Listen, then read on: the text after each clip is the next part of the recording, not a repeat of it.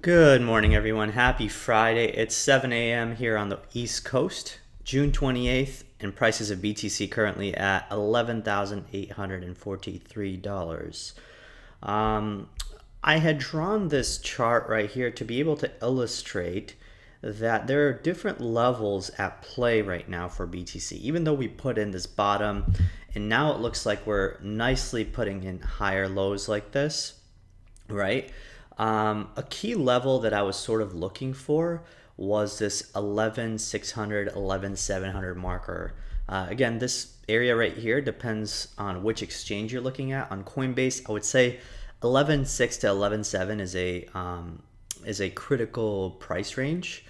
Okay, and I'm going to explain to you on a couple of different time frames. Okay, first things first, on the 4 hour, okay, you could see that when price did come down, right, from this key level right down here, and then bounced all the way down here. All of this, right, these candles right here, all of them closed above this level. And then finally, it just capitulated below that. Even this wick right here, you could argue that it closed right above that 11.6, 11.7 level, okay? Once it finally broke on through, what we're really looking for is this area, to be tested as support and then keep on moving up, okay? And that's especially true if you want to watch it on like the 4 hour or the daily time frame. We've seen this now on 2 or 3 1 hour candles right here, but let's see if the 4 hour shows true. Okay, so there's about 50 minutes left in the 4 hour. Okay, so by the time maybe you watch this video, you can see if this candle closed above that, and that might be an area that you could consider getting in. Okay, because closing above this area is I would say a pretty positive sign in my opinion, especially if on the hourly time frame it tested this area as support and then keeps on moving up, and then your target sort of becomes this 12.3 marker. All right, and I think with the fibs too, you can line this up sort of like this. You could see that this 12.3, 12.4 marker that I've drawn lines up to right around that 618 Fibonacci level. Okay, if we draw the fib from this top to this bottom. Okay, typically it's the 618 fib that really price struggles with.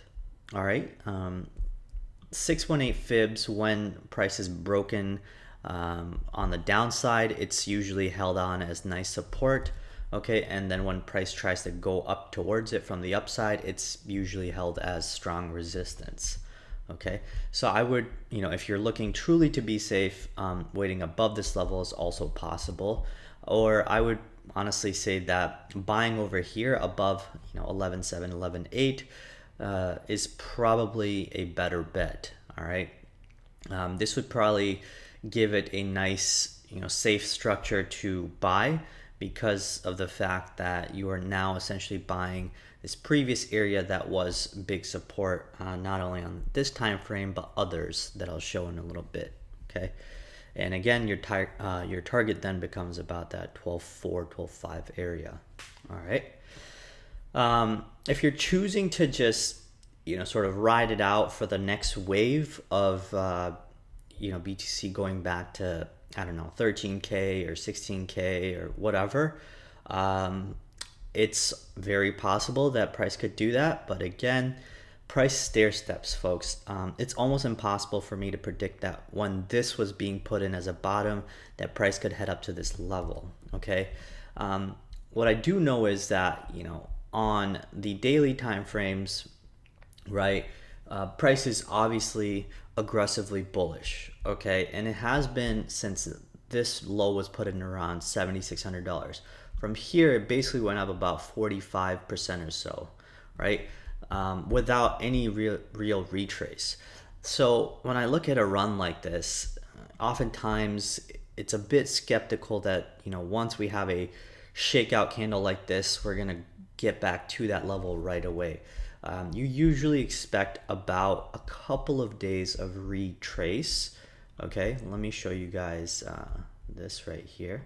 Okay, if you look on this area right here, okay, every big run up that we've had, all right, it's had 1, 2, 3 days of retracing. Okay, this one even over here, it's about 1, 2, indecision right here, couple of sideways, and then move on up. Even up here, 2 days of retracing and then move on up. Even over here, 1, 2, and then 3 days. Third day is a doji, and then you keep on moving up. Okay, so I would probably say I expect at least 2 or 3 days of sideways movement, maybe some decent retracing from BTC, and then we can keep on moving up. Over here, right, there's another chart that I had drawn up. Let me see if there's a Bitfinex chart. Okay, here's that sort of uprise and consolidation chart. Okay, I'm going to take off this volume to illustrate how this is a fractal. Okay, fractals, to give you guys a definition, is nothing but being able to see repetitive patterns in a chart, but they have to be at least a few structurally similar things, right? So for example, over here, we see sideways, sort of consolidation right here, and then a up move, slight sideways move, and then another up move. Okay, so that's one big fractal as a whole, but in it there's 3 different parts, right?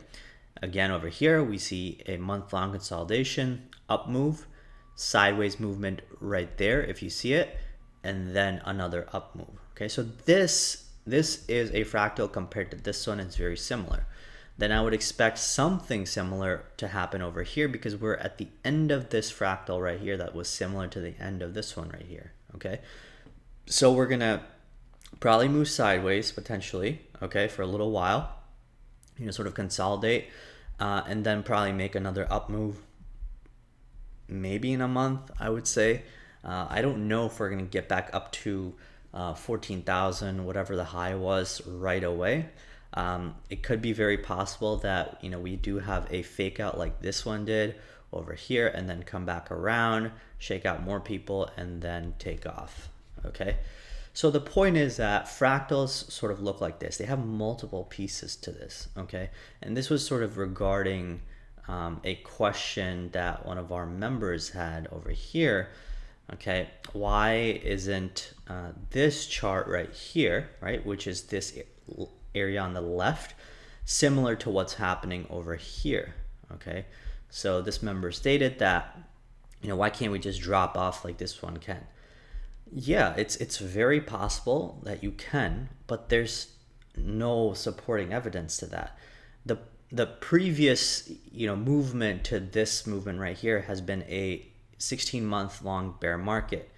The prior movement to this in July 2017 right here was another 10 months of up movement. So you can't compare the history of this to the history of this. All I really see is just trying to sort of force 2 trends to look like each other. I'm not saying it's not possible, but it wouldn't be because it's a fractal.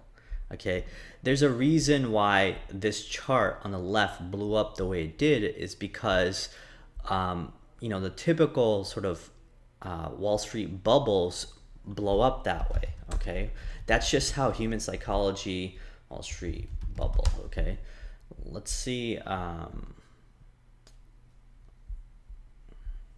Let me see on images if I can find this thing. Okay, here it is. All right, notice how similar this thing is, right? Let me zoom into this. Notice how similar this thing is right here to what our user posted. Okay, look at the capitulation on this. Looks almost eerily similar to what we're seeing right now. And now we're over here somewhere, disbelief. Okay, everyone is calling this a sucker's rally, and most people are saying, oh, this is just like this, we're gonna fall again. Well, no, folks, we've been in a bear market for 16 months. It's normal to be able to pull prices back to finding intrinsic value, or Bitcoin trying to do some price discovery. Okay, it doesn't necessarily need to be that prices have to go to 3,000 or represent a similar fractal like it did in the 2018 bubble pop. this could really be a rally to the upside because prices have been exhausted by just consistently, being driven down. Okay, so now that they've been driven down for many months, now it's time for the bulls to pay back whatever the bears have been doing to the market. All right. So that's why I sort of say that, when you look at fractals, sort of look at the history, look at if there's multiple parts that are working together to build a larger fractal. Okay. All right. Let's see. Another thing that I wanted to point out is, where'd it go? Okay. So another thing that I want to point out is this ABC corrective wave. Okay. So if this was the fifth wave, I don't know where the first would start, honestly, but I'm just looking at this as, okay, let's see if it's like this. All right, I'm going to draw the wave counts. And again, this is a subwave of a larger third wave. Okay, so this was the bottom that was put in. Here's wave 1, wave 2, wave 3 possibly, wave 4. This is wave 5. Okay, that's wave 5, right? So now that we have wave 5 that ended, okay, this 1, 2, 3, 4, 5 structure is part of a larger subwave count, okay, in this larger third wave. In this larger third wave, there's also other subwaves like this one. Actually, no, this one is not there. I'd say this one is probably right there. 2, 3, 4, 5. Okay. There's this wave right here that's part of the larger third wave. This subwave right here that's part of the larger wave count. Okay. I know Elliot waves are really confusing, but just take some time to sort of understand. I have an entire video for my Advantage members on how to understand Elliot waves, why they work, and what's their importance, because there's a lot of people who use them. A lot of people think they're garbage. I tend to lean towards that they're useful, but I tend to think that they're not as useful as most people think. Okay, so this is why you don't see me making, subwaves of subwaves all the time and try to force Elliot waves everywhere I can. Okay, I rarely use them, but when I do, I try to make sure that they're actually useful. And I would say this is actually quite useful. Okay, so in this wave count that I've drawn, right, the larger, I'm gonna make this a different color so you can differentiate. Okay, the black is the subwave of this larger impulsive wave. Okay, wave 1, 3, and 5 are known as the impulsive counts of this larger EW 5-wave impulsive count. Okay, waves 2 and 4 are known as the corrective wave counts. Okay, so in the larger impulsive counts like wave 1s and 3s and 5s, there's going to be smaller subwaves like 1, 2, 3, 4, 5. In each one of these, there's also going to be in the subwave, there will be another subwave, okay, so which is what I drew earlier, right? So in that black subwave that you're seeing, see how it started over here, okay? So it's something like this: 1, 2, 3, 4, 5. This subwave of subwave, wave 5, ends at the end of this fifth as well. But both these 5s are part of this larger 3. So when this white one ends right here, there's 1, 2, A, B, C. Okay. After every wave count, there is almost always either a small or a large ABC corrective wave structure. Okay, that is called the 3-wave corrective structure. And that's why this entire move, which is the 1, 2, 3, 4, 5, this white one, and then 1, 2, 3, this is known as a 5-3 move. Okay, so now that we have A, B, C put in, okay, now we're sort of looking at where exactly we're going to start our next wave count. Okay, so it could be something like this. It could be 1, 2, 3 up here, 4 down here, and 5 right here. Okay, or you can make the argument, and this is where things get really annoying and sort of confusing, this could really be A. B might just be being created, and C, whoops, let me grab this one right here. C might stretch deeper down here. Very possible, okay?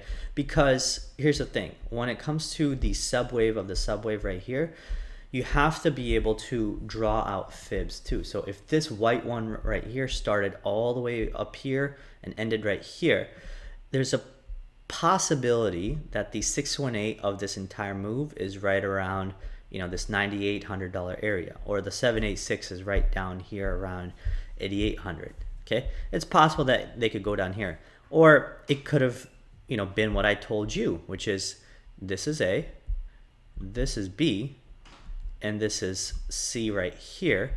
And I would say this wave count right here ended at the 50 fib, as you can see, of this entire subwave in the white Elliot wave count. Okay, so again, I know it could get really confusing and get really annoying, but this is really how Elliot wave counts work. Okay, they're on different time frames, subwaves of subwaves, and then you have a corrective wave structure. So, but one thing I cannot deny is we are definitely in a ABC correction. Okay, that is one good thing about Elliott waves, is if you can draw this even 70% or 80% accurately, chances are you will be able to call a top, and you'll be able to figure out where the ABC corrective wave structure is. And why does this happen, right? The reason this happens is because this is really, again, how markets operate, whether on a smaller time frame or a larger time frame. Ralph Nelson Elliott found this out by doing, you know, I think 50 or 60 years of collecting data and mapping this sort of structure out on different markets, different assets. And it still holds true. A lot of technicians all around the world in different markets find Elliott wave useful, and they trade off of it. So if I were you, I would learn it too. Okay. So with that being said, I think we are just about finishing up the C wave, and then we might be starting our mini impulse again.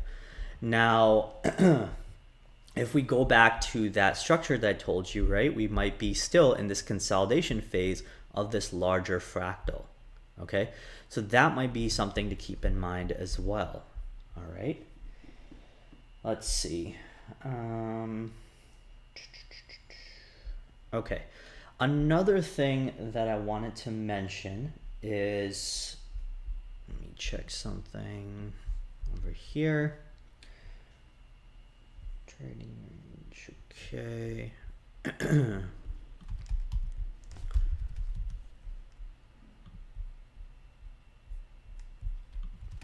Trying to figure out what chart I was talking about. Oh yeah, okay. I think I know what I was trying to show.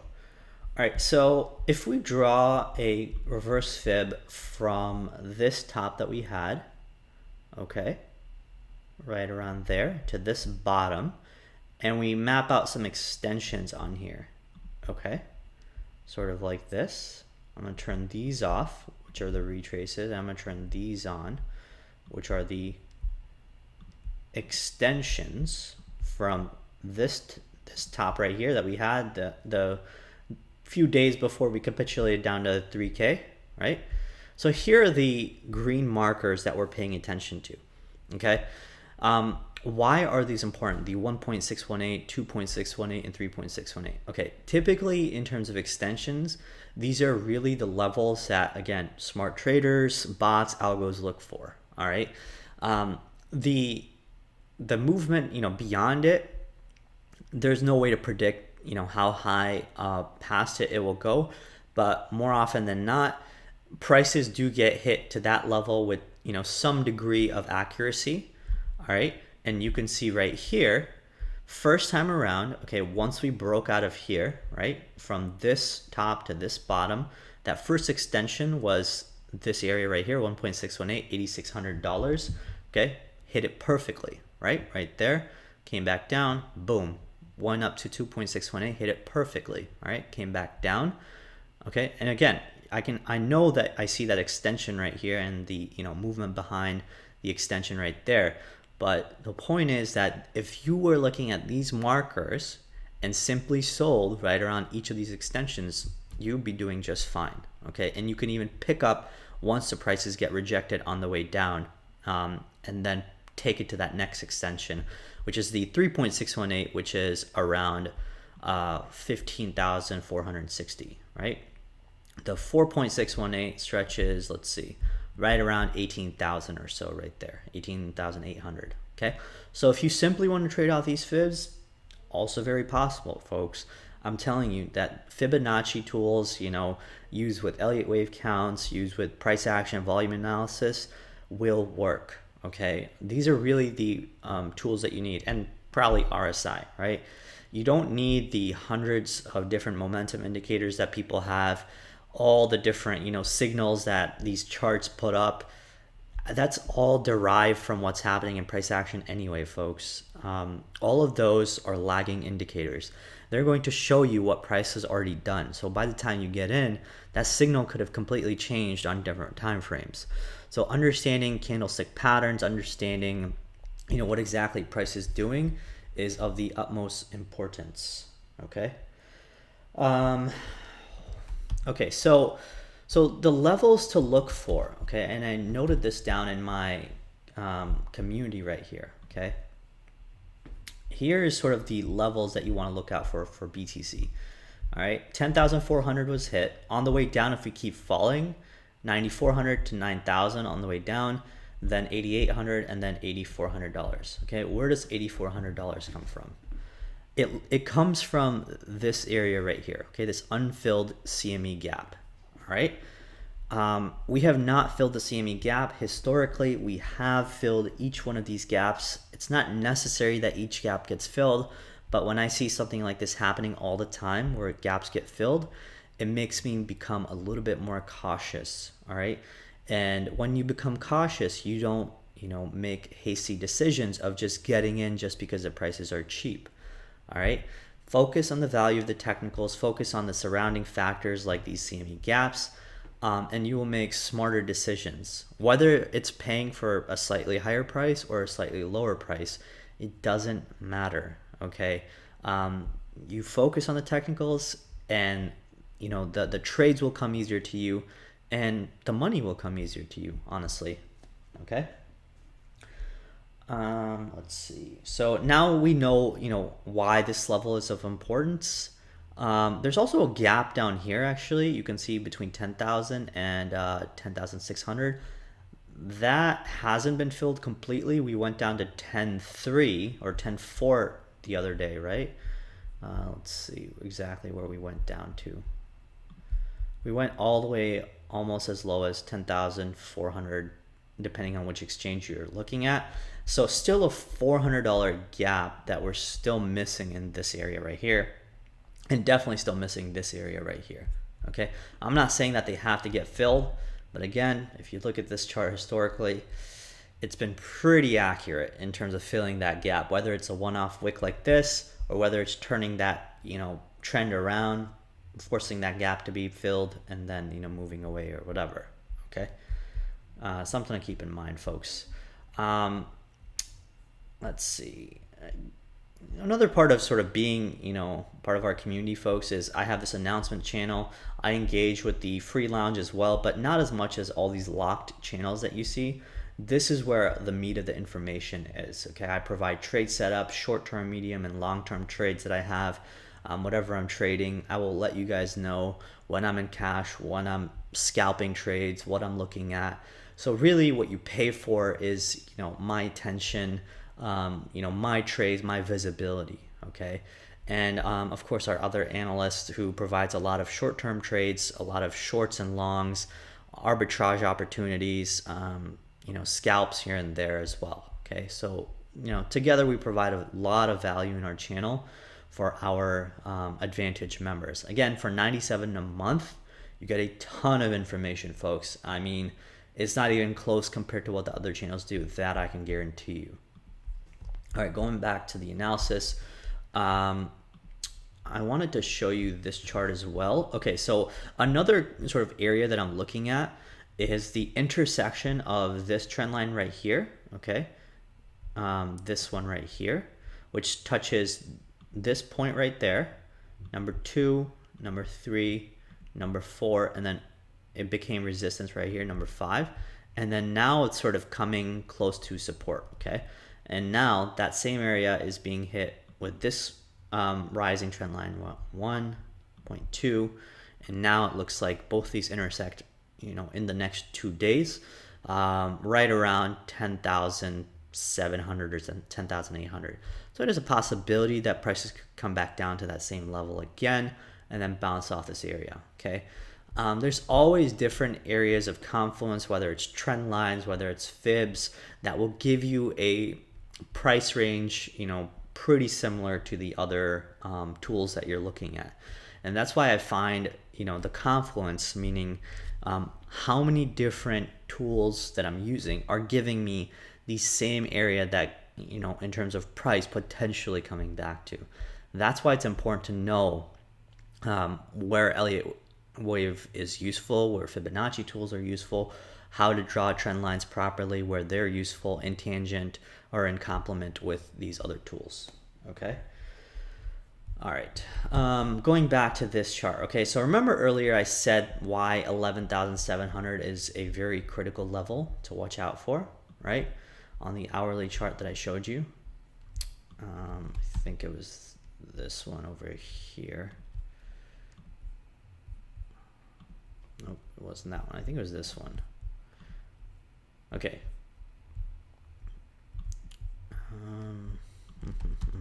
So many different charts. Let me just pull that back. Okay, here we go. Right, 11,700, this level right here. I told you that this is a critical level of importance, right? Let me give you an example of that on a larger time frame. Okay, so excuse me. Here's the weekly chart right now, right? Prices are right close to this area right here, okay, about 11,600, which is where all these sort of weekly candles closed right under, okay? If this weekly can close above this area around 11.6, let's just say, right, this is a very positive sign. That means that this sort of opens up the ceiling to get back up towards that 13,000 area either next week or potentially the week after, okay? But as this candle is right now, I don't quite like this because this is a very high facing wick and, potentially a rejection that's showing you that, hey, the bulls are not allowing this price to, break past this level. It could potentially signify a reversal. But one good thing is we are still well above this 11.6 level for now. Okay, we're at 11,800 almost. So closing above this white box is a very positive sign in my opinion. We have about 2 more days left in this weekly candle. So I'm going to watch and see how this is going. I did state that I wanted to get in once prices broke past this level, but I want to see at least, say a 4-hour or a daily close above this level. And again, 4-hour candle still has about 24 minutes left. So I want to see if prices can close above this level, and I might open up a small BTC position. All right. And on the way down, I did state that, these are the levels of importance right there for BTC. So keep these in mind as you look for, potential points of entry. Okay. One other thing that's a bit different than technicals is the Google Trends, right? Here's sort of the past, 90 days. We did sort of hit that high of Google searches for Bitcoin around June 22nd. But if we compare this to the past, few years, right, you can see clearly that in the last 2016 and 2017 levels, the searches for Bitcoin went up way up here, okay, in 2017. Down here in 2019, we're still way down here. We have a long way to go. And I think this is definitely possible over the next, anywhere between 6 months to a year and a half to get up to this high again, okay? And that could, potentially skyrocket prices, right? So just something to keep in mind, all right? Another different chart that I want to show is this sort of correlation that people talk about, Bitcoin being correlated to the stock market or gold or the US dollar. All right, folks, here's something that you need to understand is that, a high correlation, a positive correlation, meaning that these two assets move together, whether it's the US dollar, gold, or S&P 500, that needs to be between 0.8 and 1.0. If you're hoping for a negative correlation, meaning one asset goes one way and the other goes the other way, you need a negative 0.8 to negative 1.0. What do you see here? It's anywhere between 0.25 and as low as negative 0.2. This is an uncorrelation or uncorrelated assets. It just means that these assets do not move together at all. Okay, that's all it's really saying. So when people tell you that, hey, I feel like I'm seeing some movement similar to the stock market with BTC, that's wrong. Okay, it's not done that like at all. Even if we zoom in, you can see for the last few months, BTC has not moved at all. Similarly with gold or the US dollar or the S&P 500, which is one of the indexes in the US stock market. So just sort of keep that in mind when you hear folks say that, because we're not correlated at all. And it's a good thing that Bitcoin is not correlated with either of these asset classes, right? Because it gives you a potential hedge. All of these three, the US dollar, gold, and S&P, typically move together. Sometimes the gold is actually seen as a bit different compared to the US dollar, or gold compared to the United States stock exchanges in terms of movement. So that's why it's a hedge. But Bitcoin is a hedge to all three of these. And I think that's a better reason to even be in Bitcoin, to hedge it as an asset. Okay. All right. Again, folks, none of this is financial advice. I'm not telling you to buy or sell BTC. I'm just simply stating the facts on what I see, and hopefully you consider that whether you're making a trade or not. Okay. And let's see. There's a Pitchfork that I wanted to show. Let's see if I found it. I'd drawn it somewhere. I can't tell where it is. And this Pitchfork is kind of important because it gave me an idea of exactly where BTC is potentially heading. I don't know where the Pitchfork went. Okay, that's fine. I'll draw it again. Okay, so you can go over here. You can grab this Pitchfork right here. Start it at this bottom. Put it at this top. Put it at this area right here. All right, so here's the daily chart Pitchfork. Okay, the bounds of this Pitchfork are the whites right there. All right, the white lines at the each end, and the external boundaries of the Pitchfork, the red. I don't know what extension that is. Oh, that's a 1.5 extension. Okay, you can see that price went all the way beyond each of these rungs right here, and extended on the daily way out here on the 1.5 extension on the Pitchfork. And again, each of these is a Fibonacci level that's part of this larger Pitchfork. So this is why, again, Fibonacci's come into play right here as well. Okay. Now it looks like BTC is sort of coming down, cooling off a little bit, and this previous area right here, this green rung right here, let's see what the green one is. That's a 0.382 area, okay, of prior resistance. You could see a hit right there and right there. And once it finally broke on through, I would say that using that same area as support will probably be good for BTC, because then it gives out a higher ceiling for Bitcoin to keep moving up towards the higher rungs of this Pitchfork. So that means that if BTC bounces off this rung down here, it's about 10,800 or 10,900, then potentially price could get up to about, back up to 14 or 15,000, back to the extension all the way up here. Okay. All right, folks. Oh yeah, let me check out BCH, because I know one of our members wanted me to check it out. Okay, here's BCH. Let's see. Let me go back to a 3-day chart. BCH is actually hitting the same critical resistance level as it did back here. I'd explained that once price sort of breaks out of this level, okay, the ceiling for it is probably, you know, this area right here around 620 and all the way to a high of about 680 to $700. Okay, and then beyond that, I mean, obviously it could go as high as, you know, 1,000 or depending on where BTC goes, maybe, you know, 1,700. Okay, so just something to keep in mind with Bcash. All right, Ethereum is the same way. I mentioned before that I'm holding on to my Ether position because I still do believe that Ether has a very high ceiling.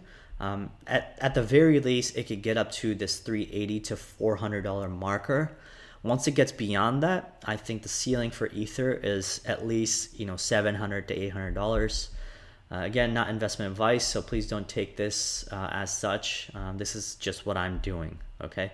So with that being said, you can see Ether is just hanging on by a thread at the top of this channel right here. Currently at around 305. I got in yesterday around 286, I want to say. I doubled down on my medium term. So that was you know, sort of my way of saying that I still do believe Ether has a higher ceiling to go. All right. So with that being said, oh yeah, one more thing. Let's check out LTC. I know everyone wants to talk about LTC. All right, LTC is sort of broken out of this previous channel, but here's something interesting, okay? This larger channel that LTC was in before, from December all the way over here till April, and then once it came back down into the channel in May, it created another mini rising channel, but now you can see it's bouncing off the middle of this, or sorry, the top of this channel again, okay? Excuse me. You know, now that it's bouncing off the top of this channel, you can say that potentially it has, you know, a ceiling of the top of this channel again, which is around 170 to 180 if it kind of moves up in a straight fashion over the next few days.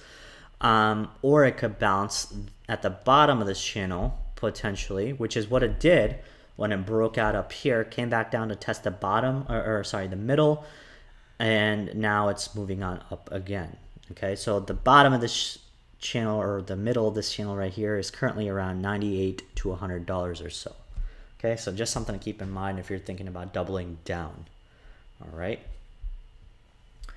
I think that's it, folks. That wraps it up. I hope you enjoyed my analysis. Give me a thumbs up, guys. Come join our Cryptosomniac community. Tons of information. $97 a month, well worth your time. A lot of trades, a lot of information. So come join, and I'll see you guys soon. Take care. Cheers.